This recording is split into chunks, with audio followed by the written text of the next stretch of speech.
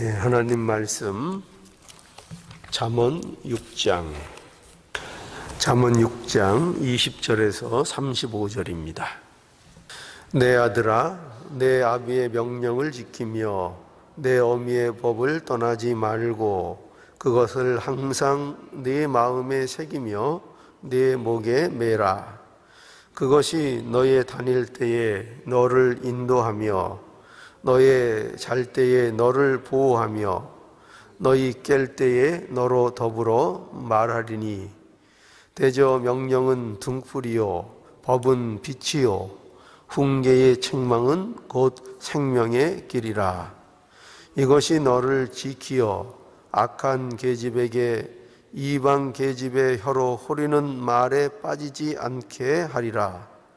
내 마음에 그 아름다운 색을 탐하지 말며 그 눈꺼풀에 흘리지 말라. 음료로 인하여 사람이 한 조각 떡만 남게 됨이며 음란한 계집은 귀한 생명을 사냥함이니라. 사람이 불을 품에 품고야 어찌 그 옷이 타지 아니하겠으며 사람이 숯불을 밟고야 어찌 그 발이 되지 아니하겠느냐. 남의 아내와 통간하는 자도 이와 같을 것이라. 무릇 그를 만지기만 하는 자도 죄 없게 되지 아니하리라. 도적이 만일 줄일 때에 배를 채우려고 도적질하면 사람이 그를 멸시치는 아니하려니와 들키면 7배를 갚아야 하리니 심지어 자기 집에 있는 것을 다 내어 주게 되리라. 부녀와 간음하는 자는 무지한 자라. 이것을 행하는 자는 자기의 영혼을 망하게 하며 상함과 능욕을 받고 부끄러움을 씻을 수 없게 되나니 그 남편이 투기함으로 분노하여 원수를 갚는 날에 용서하지 아니하고 아무 벌금도 돌아보지 아니하며 많은 선물을 줄지라도 듣지 아니하리라.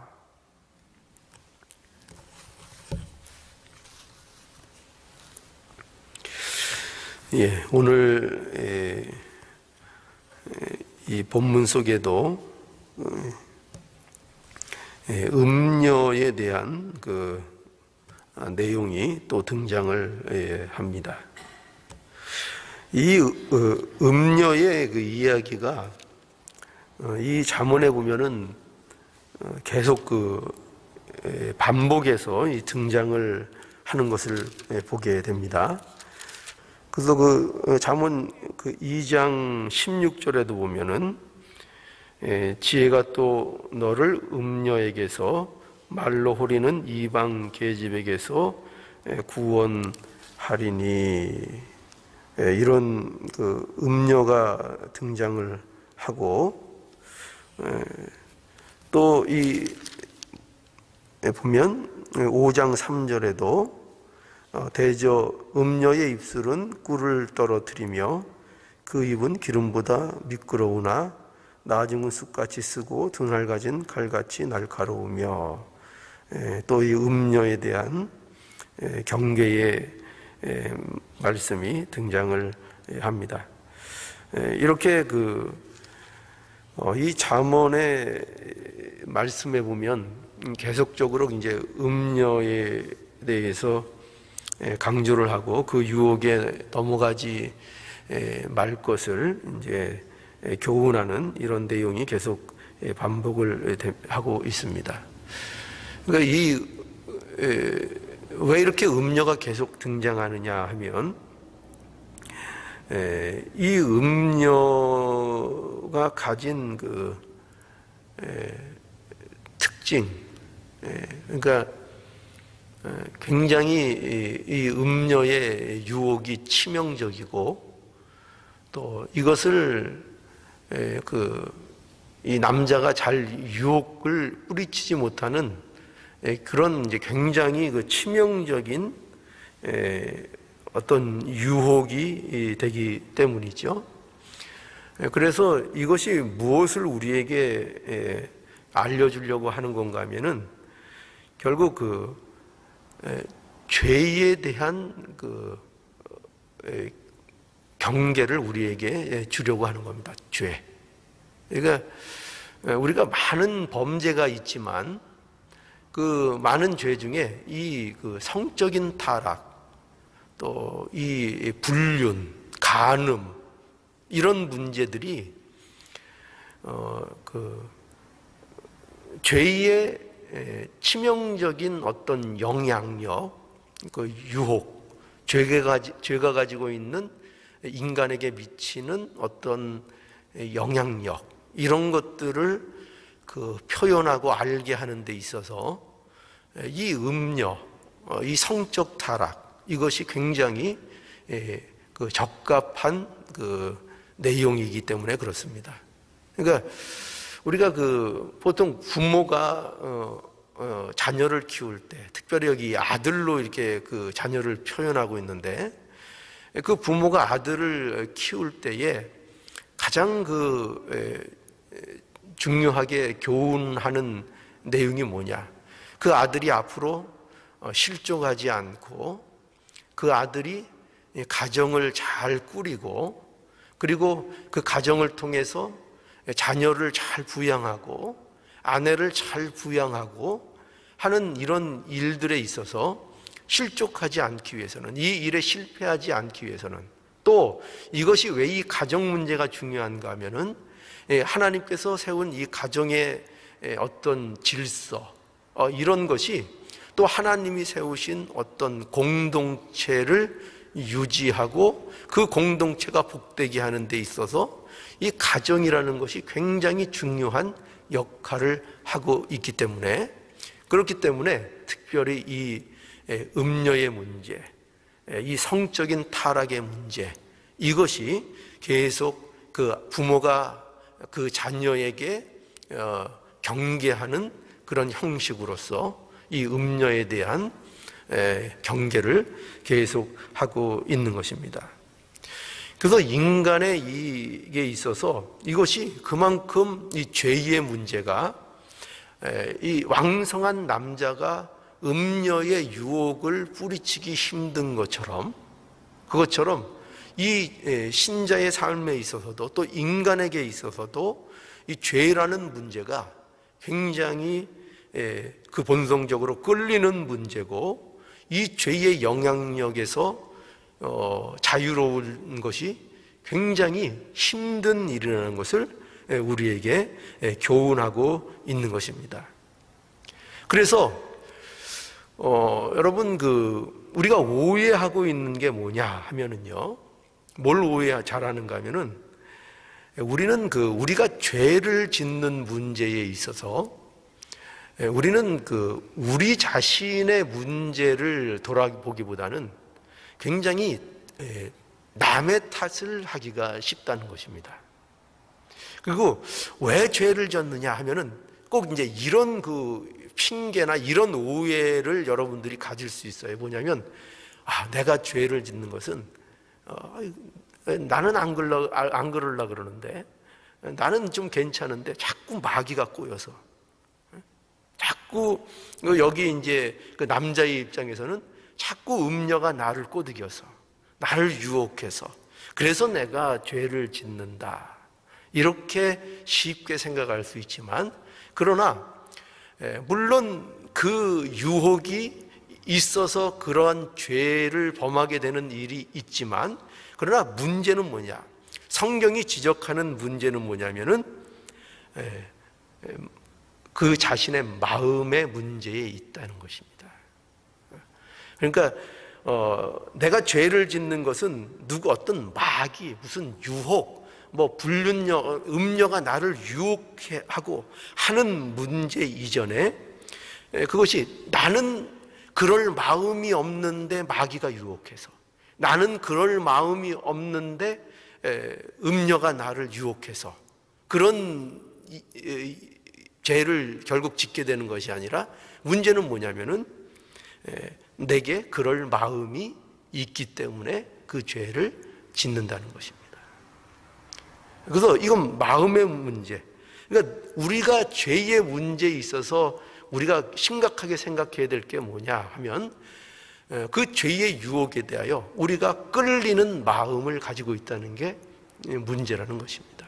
그래서 이 마음을 다스리는 일, 이 마음을 지키는 일을 우리가 제대로 하지 못하면 이 마귀의 유혹, 또 음녀의 유혹에 넘어갈 수밖에 없다는 거죠. 그래서 이렇게 자꾸 음녀의 이 얘기가 이 자문에 등장을 하고, 그 음녀의 유혹을 이길 수 있는 길은 오직 마음을 지키는 것이고, 그 마음을 지키기 위해서는 하나님의 말씀 안에 거해야 한다는 것을 우리에게 말해주고 있는 겁니다. 그래서 오늘 이 본문에도 보면은 계속 먼저 뭐를 얘기하는 건가 하면은 아비와 어미의 지혜의 가르침을 따르라는 권고가 있고, 그리고 왜 그런 권고가 필요한가를 얘기하고 있고, 그리고 그런 권고를 지키지 않고 말씀을 따르지 않으면 음녀의 유혹에 넘어가서 그 초래되는 결과가 얼마나 치명적이고 얼마나 수치스러운 결과를 맞게 되느냐 하는 것을 이제 성경이 우리에게 보여주고 있는 것이죠. 자, 그래서 여기 보세요. 이 말씀을 보자면은 26절부터 보면은 이 음녀에게 넘어감으로 인해서 당하는 그 어떤 일들, 그 영향들, 이런 것들을 이제 잘 묘사하고 있죠. 음녀로 인하여 26절에 보면 음녀로 인하여 사람이 한 조각 떡만 남게 되며 음란한 계집은 귀한 생명을 사냥함이니라. 그러니까 쉽게 얘기하면은 음녀로 인해서 사람이 한 조각 떡만 남게 된다. 그러니까 쉽게 오늘날로 얘기하면 어떤 뭐 경제적인 이런 문제에 있어서도 모든 것이 거덜이 난다는 얘기입니다. 다 소비하게 된다. 어떤 재정적인 물질적인 문제에 있어서도 이 음녀의 유혹을 이기지 못하고 넘어가면 거기에도 굉장한 타격을 받게 되고, 그리고 여기 27절에 사람이 불을 품에 품고야 어찌 그곳이 타지 아니하겠으며, 아주 적절한 그 표현을 하고 있죠. 불을 품고야 어찌 그곳이 타지 않겠느냐. 그러니까 여기 불은 뭐를 비유하겠습니까? 음녀의 유혹에 넘어가는 거죠. 그죠? 음녀를 품는 거죠. 음녀를 품고야 어찌 그곳이 타지 않겠느냐. 불을 품고야. 그렇죠. 불을 품으면 당연히 탈 수밖에 없는 거예요. 불을 품고도 타지 않기를 바란다? 그럴 수는 없다는 거죠. 28절에 사람이 숯불을 밟고야 어찌 그 발이 되지 아니하겠느냐. 숯불을 발로 밟았으면 그 발이 되는 것은 너무나도 당연한 것이죠. 그렇게 음녀의 그 폐악을 설명하고 있는 겁니다. 그래서 29절에 남의 아내와 통관하는 자도 이와 같을 것이라. 무릇 그를 만지기만 하는 자도 죄 없게 되지 아니하리라. 또 30절에 보면은 도적이 만일 줄일 때에 배를 채우려고 도적질을 하면 사람이 그를 멸시치는 아니하려니와. 이 말은 무슨 말인가 하면은 도적질, 사람이 배가 고파서 도적질할 수 있잖아요. 그죠? 배가 고플 때 도적질, 배가 고픈 거 얼마나 그게 서럽고 그 힘든 일입니까? 배고픈 거. 그래서 배가 고파서 정말 그 배고픔을 채우기 위해서 도적질을 만약에 한다면, 그런 도적질, 그러니까 도적질은, 그런 식의 어떤 도적질은 그것이 사람이 그것이 나쁜 것이기는 하지만 그것을 가지고 그 사람을 그렇게 매장을 한다거나 그걸 가지고 그 사람을 인간적으로 멸시를 한다거나 그러지는 않는다는 거예요. 왜? 우리가 그거를 어느 정도는 이해할 수 있고 그럴 수 있다고, 우리도 배고픈 경험이 있어 본 사람은 그런 것에 대해서 어느 정도 이렇게 좀 아량을 베풀 수가 있다는 거예요. 그러나 분명히 그것도 범죄이기 때문에 31절에 보면 들키면 7배를 갚아야 하리니 심지어 자기 집에 있는 것을 다 내어주게 되리라. 그러니까 이런 도적질, 배가 고파서 하는 도적질도 그것도 7배나, 완전 7배라는 것은 완전수를 얘기하는데 그것을 완전히 갚아야 되는 그런 것이고, 그것으로 인해서 자기가 어떤 타격을 굉장히 받게 되는데, 거기에 비해서 무엇을 비교하고 있는가 하면은 32절부터 보면은 부녀와 간음하는 자는 무지한 자라. 이것을 행하는 자는 자기의 영혼을 망하게 하며 상함과 능욕을 받고 부끄러움을 씻을 수 없게 되나니 그 남편이 투기함으로 분노하여 원수를 갚는 날에 용서하지 아니하고 아무 벌금도 돌아보지 아니하며 많은 선물을 줄지라도 듣지 아니하리라 라고 해서, 그런 보통 어떤 도적질이나 다른 것과 비교해서 이 간음의 문제, 또 어떤 남편이 있는 부녀와의 불륜의 문제, 이런 성적인 타락이 얼마나 씻을 수 없는, 얼마나 돌이킬 수 없는 그런 결과로서 나오게 되는 것이냐 하는 것을 이제 분명하게 우리에게 보여주고 있는 것이죠.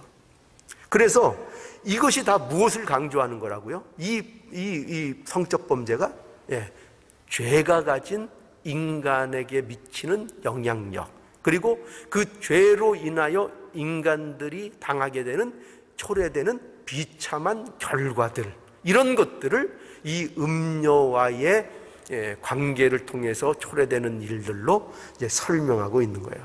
그래서 이런 일들을 우리가 겪지 않기 위해서는 여기에서 무엇이 우리를 지켜줄 수 있느냐, 무엇이 우리를 지켜줄 수 있느냐, 그것은 하나님의 말씀밖에 없다. 그 결론을 우리에게 주는 거예요, 결국.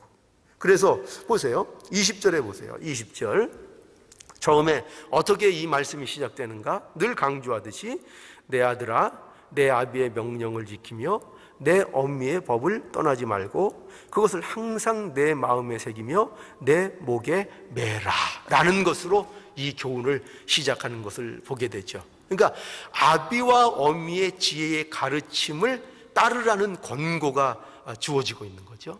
그래서 여기 지혜자는 지혜의 가르침을요, 특별히 아비의 명령, 어비의 법, 이렇게 이제 말을 하고 있는 것을 이제 보게 되죠.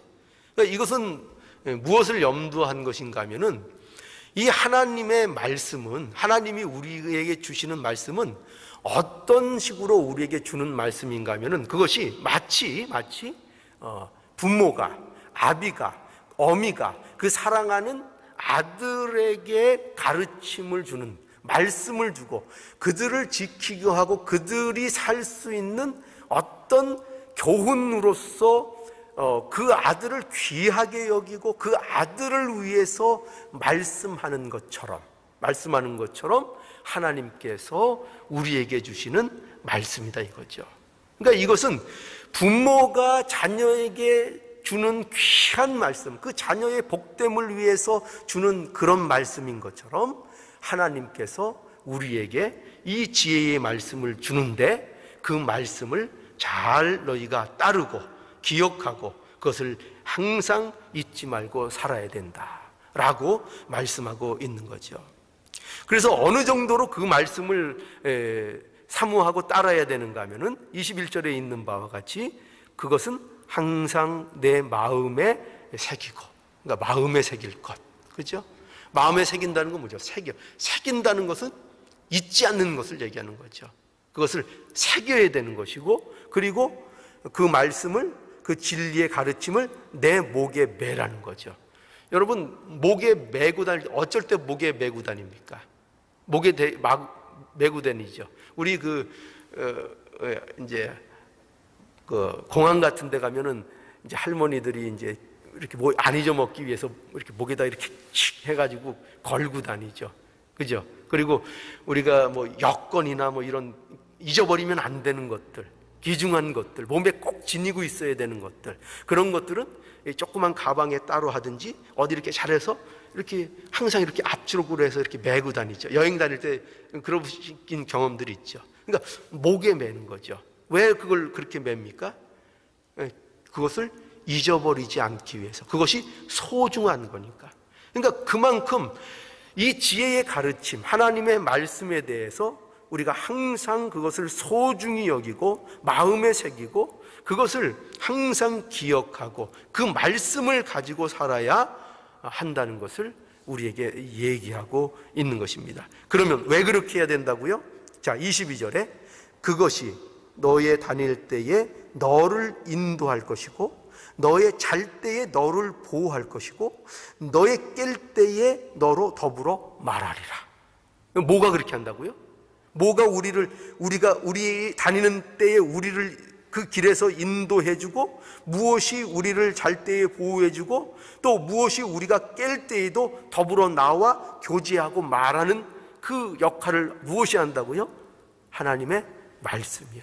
예, 그 말씀이, 그렇게 말씀이 나와 동행하고 말씀이 나와 함께하고 말씀이 나를 보호하는 것으로 우리에게 허락하신 것, 그것이 말씀이라는 거죠. 그래서 23절에 대저 명령은 어떻게 비유하고 있는가 하면은 하나님의 명령, 또 여기 명령, 법, 훈계 이렇게 나오죠. 명령은 등불이고 법은 빛이고 훈계의 책망은 생명의 길이고, 이것을 우리에게 말하고 있는 것입니다. 그래서 우리를 어디에서 우리의 삶을 무엇이 인도해 주는가, 이 어둠 속에서 무엇이 우리에게 빛이 돼 주시는가, 무엇이 우리의 앞길을 밝혀주는가, 우리가 무엇이 우리의 걸어가는 길에서 실족하지 않게 하는가 할 때 전부 다 뭐라고요? 하나님의 주신 말씀으로. 이 말씀이 없으면 우리는 이 세상의 유혹, 죄의 유혹을 이길 수가 없다는 거죠. 그래서 오늘날 우리에게 이 교훈을 허락해 주시는 겁니다. 말씀을 기억하고 말씀을 사모하고 이 말씀을 우리 가운데 새김으로 말미암아 저와 여러분들에게 이 죄의 영향력을 물리치고 날마다 하나님 앞에서 구원을 이루어나가는 이 삶이 되도록 이 교훈을 하나님께서 우리에게 주시는 겁니다. 이 말씀을 잘 기억하셔서 하나님이 우리에게 주시는 지혜의 말씀을 언제나 우리 삶 속에 기억하고 사는 저와 여러분들의 복된 삶이 될 수 있기를 오늘도 이 말씀을 통해서 간절히 원합니다.